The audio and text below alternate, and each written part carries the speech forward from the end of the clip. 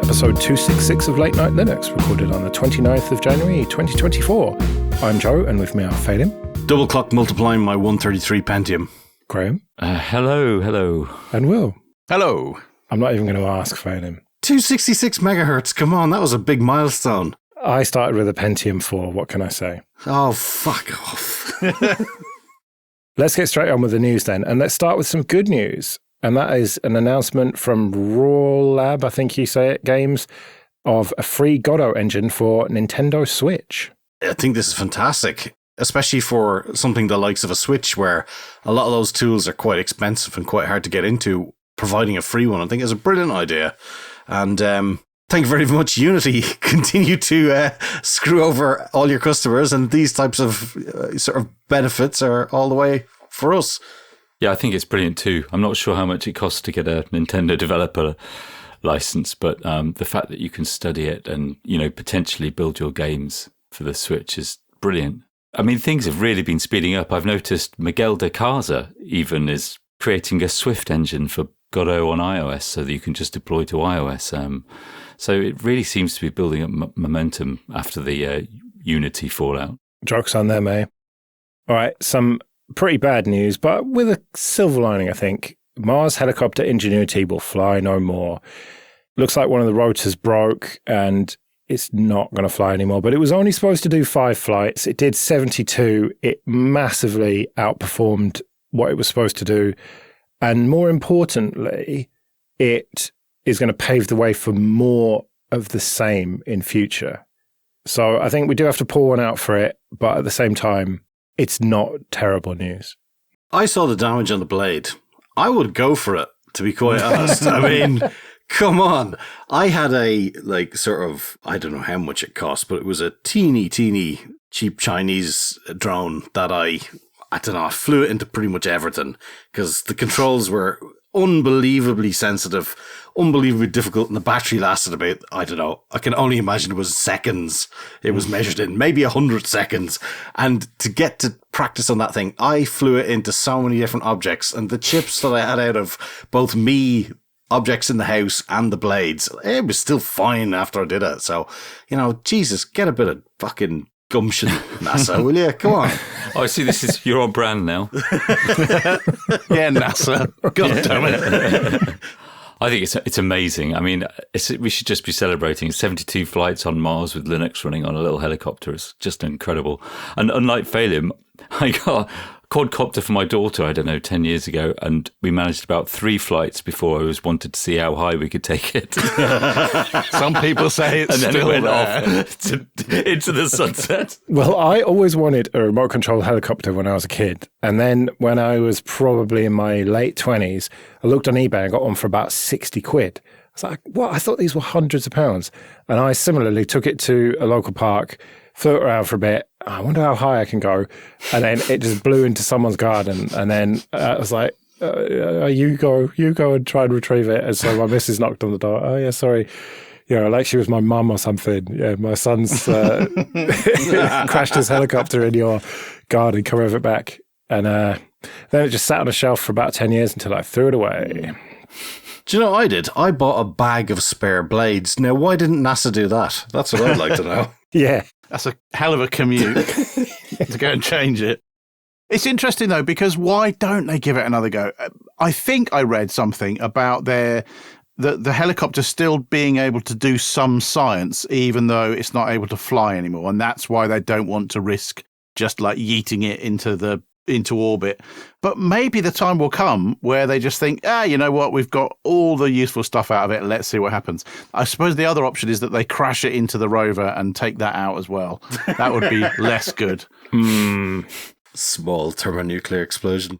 But the fact that it was made from off-the-shelf parts that were not specifically for space, and it worked so well, means that maybe they'll take more risks like that in the future. And off-the-shelf parts mean that you can use things like Linux rather than having to develop the entire stack yourself or rely on ancient software. Yeah, absolutely. And I think we're already seeing this. Well, I know we're already seeing this. The Japanese Lev 2 rover, which landed, I suppose, plummeted into the moon the other week. is made by the Tomy Toy Company. You can buy this little rover ball thing, and the cost savings from having something which is an off-the-shelf part with relatively off-the-shelf software like Linux must be enormous. And to know that they're reliable enough and have it proved on Mars that they are reliable enough and on the moon is really good for more commercial operations, more Linux, and more cool toys.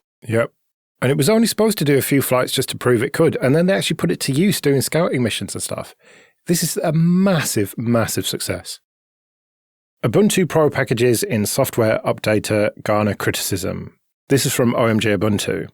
Now, we've seen this Ubuntu Pro stuff in the terminal updates. When you run apt, it sort of tells you, there's these that you're not getting, these updates you're not getting because you're not subscribed. But now people are reporting seeing it in the GUI software updater. I tried to see it and couldn't, so I don't know how many people are seeing this, but either way, it's a bit annoying, isn't it? I saw it at the weekend when I upgraded this machine, and I thought, oh, that's funny. I thought I turned all that stuff off, and then went looking to see how to turn it off and found that I couldn't. I understand why it's there. It is advertising a free service, but it is advertising nonetheless. I just think that Ubuntu is in a position where they are already swimming against the tide in so many different ways, primarily Snap, of course, but people love to find a way to criticize Ubuntu. And so doing something like this is just yet more fuel for the fire. However, I get why they're doing it. It's a free service. To me, it is to all our listeners, I expect. Why not benefit from it? But then equally, why not just turn it on for free? Because they want numbers on a spreadsheet for their IPO. Because it's not a free service, is it? It's free for up to 5 machines for personal use. But if you want it on your fleet of servers, you've got to pay for it. And if you are a company trying to do an IPO, you want to get numbers in spreadsheets. Simple as that. Because every free user is a potential paying user. And if you can get them over the hump of signing up, then they're that bit closer to actually giving you money. So you can't really knock them for trying to make a few quid, but it's going to piss people off, man. It's going to drive people to Debian and the like. I mean, I've already seen it happen. I think it's annoying when you see that there is a update available that you can't get, that all the work has already been done. Like the Freaksian guys who do the extended support for Debian, I think it's a fair system where they say, we essentially need X hours of work to do this thing. Once that's paid, it's available. It just feels like a better way of doing it. I don't think we need to copy the whole proprietary system of having licenses and all this thing for every single thing. I'm not saying I have the answer to this. I just think there feels like there should be a middle ground between the two. I feel like Canonical management, naming no names, might say something along the lines of, at least privately, fuck them. The people who moved to Debian or whatever, they wouldn't have been paying customers anyway, so who cares?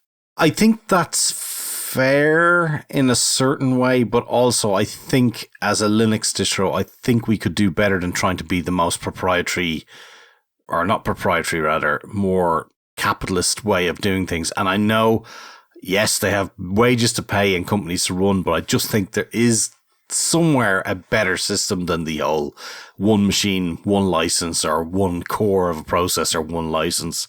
I just think it's a really dead, horrible, crappy 90s way to run a software company. Have I mentioned that I use Arch? Outlook is Microsoft's new data collection service. This is a post on the Proton blog. Now, they have their own email service to sell, so you've got to keep that in mind. You don't really. Well, the new Outlook is just a bit of a shit show in terms of data collection. The new Outlook, the new Office 365, the old Office, the old Outlook. I mean, come on, this is what they do. What's wrong with we and 772 third parties process data to store and access information on your device, develop and improve products, personalize ads and content, blah, blah, blah, blah, blah. You're right. I don't know. I think I overreacted. I'm sorry. I mean, I did see Thunderbird also making some hay out of this, saying, hey, look, why don't you use us? We don't share your data with anyone. It does feel like an opportunity for open source to be able to say, look, we don't do this shit. Use us. Yeah, I mean, also running your own mail server. People should also do that too. They should do both of those things. Oh, definitely. Yeah. Pay somebody to do it. Hey, look, pay somebody to do it, but pay somebody who just runs the server. Yeah. If you don't want your emails to be delivered, pay someone like Phenom to do it. Great idea. Fuck off. Absolute load of shite, that is. Absolute load of shite. Lies, I tell you. And if those people's mail doesn't reach you or yours to them, you didn't need to talk to them anyway. Yeah, if they were using Google or Microsoft for their email, then fuck them. That's frankly the money you can do without. That's because you don't like money, Phenom. I hate money. I'm allergic to it. You're correct. Seemingly so. I know we're in full-on complaining mode, but I hate the way all British schools seem to be built around Outlook now and Office 365. I don't know if it was ever an opportunity, considering the way politics is run in this country, but it is a wasted opportunity for the wider public and for school kids. Oh, yeah. I mean, as I will talk about in an episode that we definitely haven't already recorded, I have lent my ThinkPad, my beloved X270, to my niece because she needs it for college. And one of the things she needs is OneDrive and other Microsoft bollocks. And so it needed to run Windows. And that is just the state of education systems. I think less so in America where there's a lot of Google Chromebooks and whatnot. But seemingly in the UK, it's just all about Microsoft shit. But the reasons that it is that way, I think, are legitimate. The schools don't have very much budget. Microsoft will give it to you for free, no questions asked.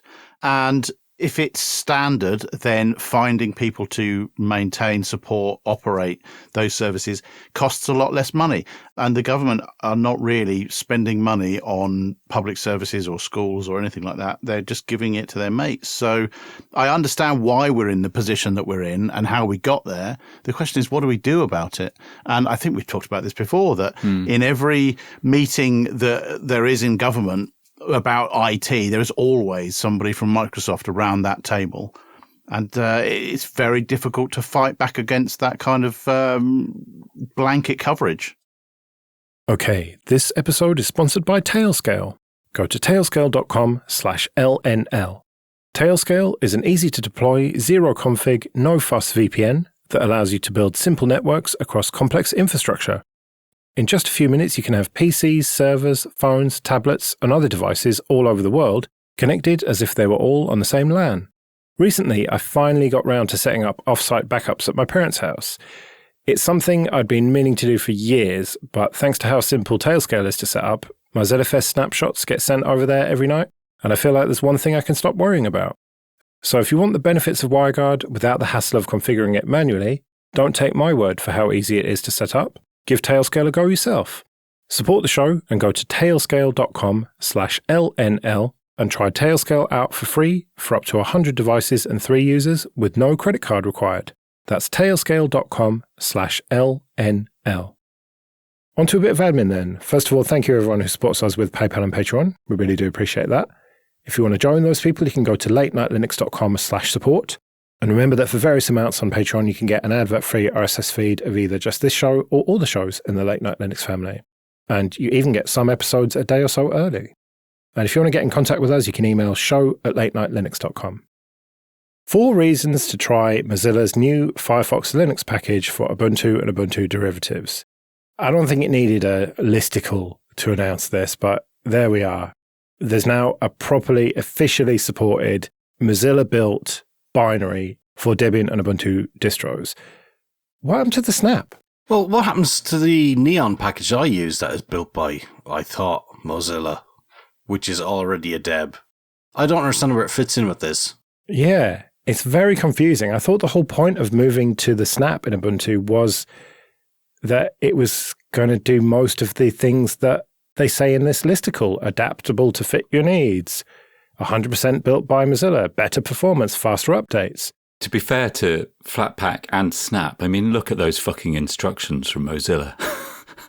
Adding the PPA, it's terrifying. Yeah, I went through it and there were a lot of commands that I had to copy-paste. And the fingerprint should be 35BAA0B33E9EB. Well, interestingly, I installed a VM of Ubuntu 2310 recently for something else. So I thought, right, I'll try it in that. And yeah, all worked perfectly. And this was a minimal installation that didn't even have the Snap installed to start with. And so it all installed, worked perfectly. Then I did the do release upgrade -D to get what will be 2404. And as part of that, it ripped it out and installed the Snap. So that was cool. So I don't even know if it's going to survive the upgrade. Who knows? Maybe that's just part of it being pre-release 2404. But it seems like there's some weird politics going on in the background here that no doubt you are not party to, Graham. But nevertheless, there's got to be some politics involved in all of this. Yeah, I know nothing of it. It just makes no sense to me. They made a big stink about the Snap, and now suddenly they're producing effectively a PPA for it. It doesn't make any sense. All right. Platform tilt, documenting the uneven playing field for an independent browser like Firefox. This is a post on Mozilla's blog. And this is pretty much an announcement of a new issue tracker where instead of specifically issues within Firefox, it's issues that Firefox faces. They say, for example, making it harder for a user to download and use a different browser, ignoring or resetting a user's default browser preference, restricting capabilities to first-party browser, or requiring the use of a first-party browser engine for third-party browsers. And so it's their way of just making a public list of all the ways the big companies are fucking Mozilla. And this ties into the DMA, the Digital Markets Act, which the EU passed recently and is going to come into force soon. For me, not you three. Well, indeed. Yes, indeed. Brexit benefits. We don't have any of this nonsense. But they've told Apple, you've got to make some changes, lads. You can't have no other browser engines on iOS. You can't have no side loading of apps. You can't make people who want to do game streaming have every single game separately approved in your app store. That won't do. And so Apple went away and thought about this. And then their response was what everyone is calling malicious compliance, where they do the fucking bare minimum to get away with basically changing nothing. I think it is important, but it's also really complicated. I've tried to get my head around it the last few days. The intention behind the DMA originally, and I don't quite understand how Apple can get away with effectively shifting the burden, sure, by providing these huge APIs now to perhaps allow third-party app stores and also to allow other renderers. They've still made this financial obligation on the people that do that untenable for as much as I can read into it, which means that it's not going to be a choice. So it's not going to help anyone. And it's a little bit like the cookie pop-up in web browsers. I love that. I wonder how they originally thought this would play out. It's also deeply ironic to see people like Daniel Ek, who's the CEO, co-founder of Spotify, complaining that this will mean that they won't be able to use this for third-party app support when they screw artists over with their own percentage policies. Yeah. And it's just a world of hypocrisy within hypocrisy. It's an inception of hypocrisy. So I don't understand the original intention, and it's disappointing. Well, the original intention, I think, was pretty straightforward. You've got to allow people to install whatever software they want. You can't gatekeep the software that people have on their iPhones. And Apple said, all right then, but then if you want to do that, you've got to accept these weird business terms, which echo what Unity did, where it's like, even if your app is free, if you've got over 1 million people using it, then you've got to pay us 50 cents per install. And you've got to have accurate accounting of it. Otherwise, we can just kick you off. And, you know, it's not opened it up like Android. Everyone hoped that what we were going to see was a toggle, allow installation of third-party software and maybe a warning about it, like you can in Android. You can install F-Droid, for example, and it's a bit of a pain in the ass to do it, but you can do it. And then you can install anything you like on your Android phone. I think watch this space because I read, and unfortunately I don't have the link, but I will try look for it for the show notes. There was a EU minister who said, if Apple comply with this, but they do so, you know, not in the spirit, but in the letter of the law, then they will actually fall foul of this because the EU is looking to sort of force them into, well, not compliance, but some sort of cop on. And, you know, if it requires that you do a bunch of steps that are practically impossible or improbable, then that's not good enough. And I think this is not just a case of Apple going, well, look, we did it. I think they may get their knuckles rapped anyway. But it took long enough for this to happen in the first place. Are we going to have another several years of the European Commission going back and forth? Yeah. And in the meantime, the Apple lawyers will just laugh at them again. Yeah, they'll laugh at them again, but what if they say, okay, well, you can't sell your products here then until you sort this out? And they say from Friday. Because, I mean, it wouldn't be the first time something like that happened. So, these things can be done. We've discussed things similar to this before, and US corporations have a legal obligation to not waste money to bring the investment back for their shareholders. If there's a loophole, it's the same with tax evasion. If they can avoid paying tax, they have a legal obligation to do so if it's legally possible to do so. And Apple they've got, was it $1 billion? I can't quite remember how much money they've put into the lawyers for these kind of things. Apple's going to beat the EU unless the EU is prepared to kind of burn its bridges, I think, with Apple selling hardware in the EU. Now, before you write to us saying, oh, actually, corporations don't have to do that, there's no legal obligation, technically you're right. So you are correct in the best possible way you're correct, technically. But the reality is that they do make every effort to make money wherever they possibly can. So please don't write to us. I've heard it too many times before. Thanks, Joe. I think Phelim said that this is the beginning, and I agree. I think this is a step in the right direction for the consumer, but it will play out over the next, 5 years or something like that. But it does seem that as the laws progress and as the EU tightens up the law, sooner or later, it will become inevitable that you can install a third-party app store on your iPhone. And who will that affect, really? I would say a very, very small percentage of iPhone users. I don't think that's the sort of thing that iPhone users really care about. If I could install a third-party app store on my phone tomorrow on my iPhone, would I do it? No, because I don't know anything about that software, and I quite like that my iPhone is relatively secure at the moment. I would like another browser engine that I could choose, but even then, I would worry. You'd only make the wrong choice. You can't be trusted to make that choice, Will. I thought we've agreed to this. Well, that's as maybe, but what I do know is that if there's a security flaw, then Apple will give a shit about it. Whereas will Bob's browserengines.com give enough of a shit about it? Or will it be some guy's hobby project of an evening and it'll take a couple of months to get fixed? I don't know. Personally, I don't want to take that risk. And I suspect that most other iPhone users will be the same. I think Apple's terrible for security. Terrible. Yeah, someone's already written to us and said, well, actually, WebKit's very slow at fixing critical security bugs versus the other Blink and Gecko engines. So actually is what they're going to say to us. Also, I think Apple's becoming very kind of anti-open source development environments and deploying them to iOS. You need to have, even a free developer license. You need to sign your binaries. They'll only run for a week unless you pay like $99.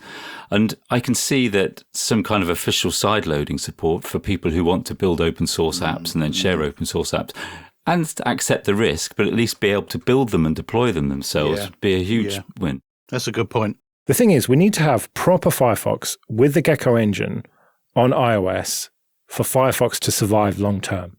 I find it amazing that they somehow managed to stop that happening anyway. I mean, it's just ludicrous that a company can decide what you can do with your own system you paid money for. It's bizarre. I don't understand why people love it. I really don't. Because it's so secure and it works so well for them. Yeah, sure. How's that iCloud hack hanging on for you there? They just don't care, Phelim. I'm really sorry. Right. Okay. Yeah. Okay. You got me there. And that's worse, the apathy. They don't care. And Apple can just milk that forever. Damn it. Well, this ties in with an email we got. Geordie says, so if Mozilla did end up throwing in the towel on Firefox, which browser would most likely become the new golden child of open source? Brave, Pale Moon, Vivaldi?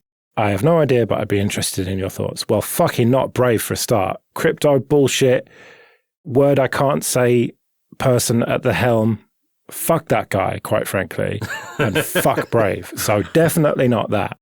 Pale Moon, that's just based on Firefox, and I don't know if it's got the development resources. Vivaldi, I don't know, people seem to like Vivaldi, but isn't it just proprietary? Yes. Like, I just don't get it. It is.